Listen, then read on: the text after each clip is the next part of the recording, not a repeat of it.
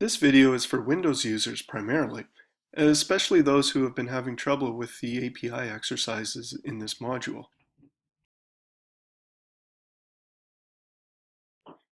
Canadiana.org exposes all of their records by way of an Application Programming Interface, or API. These records are formatted as JSON data. JSON is just a type of text format structured in a regular way that a computer can parse once we know the pattern.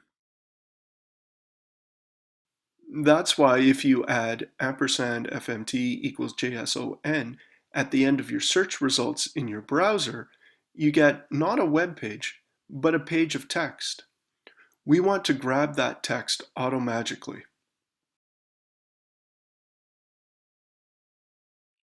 We do this by writing a bash script to get our computer to search the Canadiana.org database and retrieve those records. Bash is a kind of command processor. We write a sequence of commands in a text editor and save those commands as a script. The .sh file extension tells us we're dealing with a bash script. Each individual command in our script is actually a smaller program that does one thing only.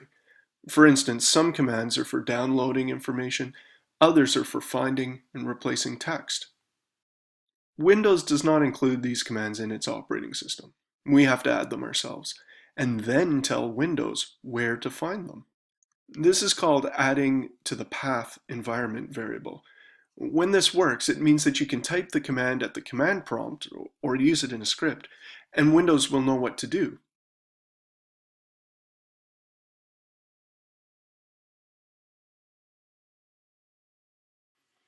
If you've been having trouble, this is likely the step that is broken down. So here's a shortcut. Instead of adding the core utils package to your path, like I suggested in the workbook, we will just put all the necessary bits and pieces into a single folder in which you will work.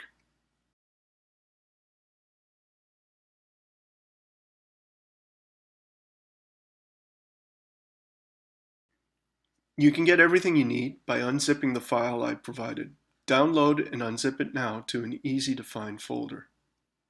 You need a bash environment to work in. Git bash is a good one. Get it from git-for-windows.github.io. Remember, Git does version control, GitHub does collaboration via an online hub, and Git bash is for doing command line work. Install and then run git bash, not GitHub, but bash. It looks like this.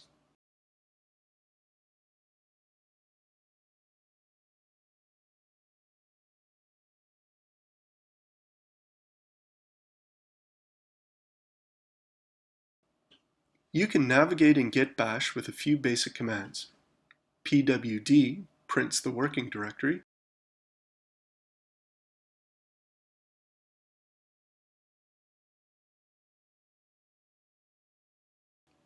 cd changes the directory to where you want to be. ls lists the contents of a directory.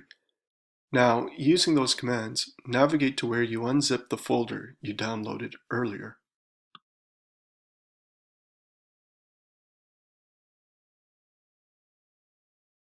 You unzip the folder you downloaded earlier.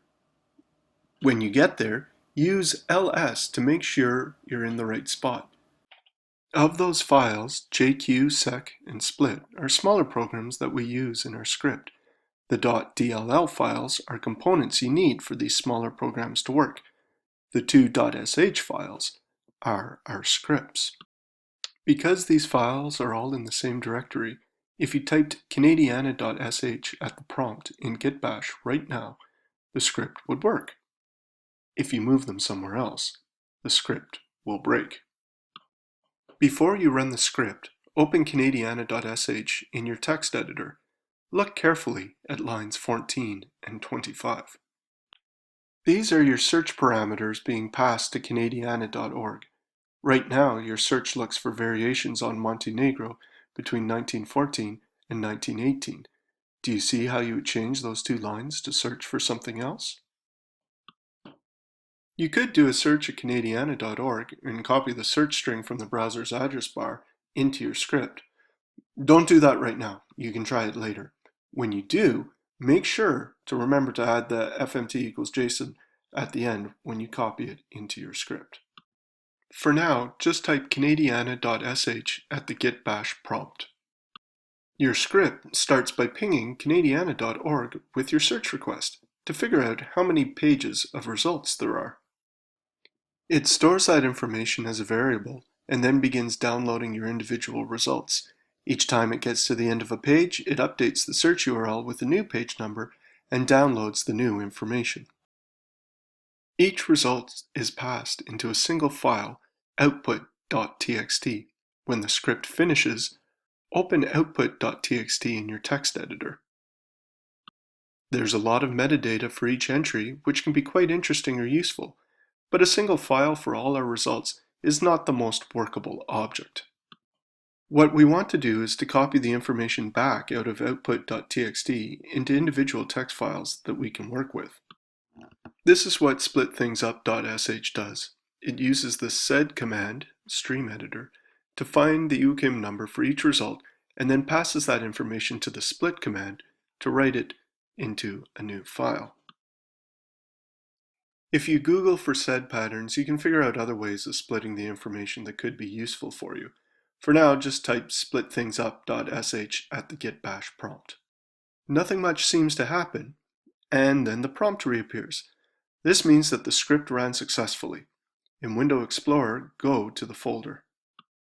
There are now a whole bunch of individual text files that you could feed into more data analysis or visualization programs.